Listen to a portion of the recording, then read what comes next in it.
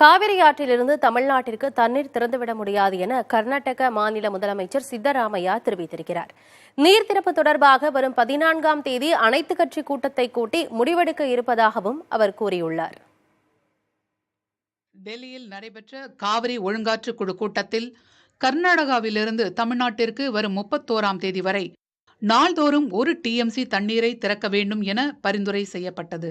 இந்நிலையில் தமிழ்நாட்டிற்கு தண்ணீர் திறப்பது தொடர்பாக கர்நாடக துணை முதலமைச்சரும் நீர்வளத்துறை அமைச்சருமான DK சிவகுமார் மற்றும் துறை சார்ந்த அதிகாரிகளுடன் முதலமைச்சர் சித்தராமையா அவசர ஆலோசனை மேற்கொண்டார். அப்போது மாநிலத்தில் உள்ள அணைகளின் நீர் இருப்பு விவரங்களை அதிகாரிகளிடம் அவர் கேட்டறிந்தார். இதையடுத்து செய்தியாளர்களை சந்தித்த சித்தராமையா தமிழ்நாட்டிற்கு தற்போதைக்கு தண்ணீர் திறந்துவிட முடியாது என கூறினார். இந்த விவகாரத்தில் மாநிலத்தில் அனைத்து கட்சிகளும் ஒரே நிலைப்பாட்டில் இருப்பதாகவும் வருகிற 14ஆம் தேதி அனைத்து கட்சி கூட்டம் நடத்த இருப்பதாகவும் அவர் தெரிவித்தார். That we are shortage of 28% of water in our reservoirs.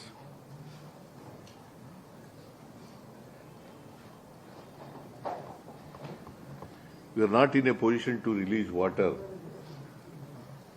till end of July this year.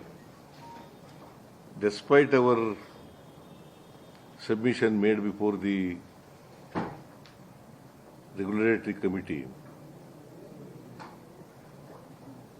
the regulatory committee has taken a decision to release 1 TMC of water every day.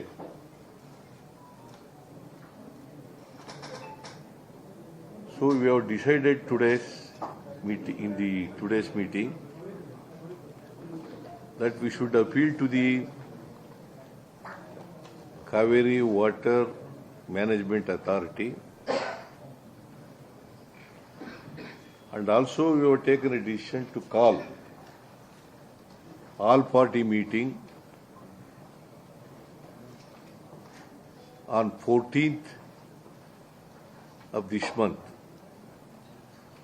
at 4 o'clock in the evening. Karnataka அரசின் முடிவிற்கு தமிழக விவசாயிகள் எதிர்ப்பு தெரிவித்துள்ளனர். தமிழ்நாட்டில் 5 லட்சம் acre குறுவை சாகுபடியை இழந்துள்ளதாக தெரிவிக்கும் விவசாயிகள் நீர் திறப்பு தொடர்பாக அழுத்தம் கொடுக்க தமிழ்நாட்டிலும் அனைத்து கட்சி கூட்டம் நடத்த வேண்டும் என வலியுறுத்தியுள்ளனர்.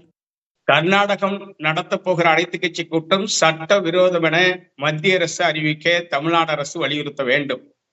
இன்றைய சூழ்நிலையில் தமிழ்நாடு குறுவையை 5 லட்சம் ஏக்கர் இழந்திருக்கிறோம்.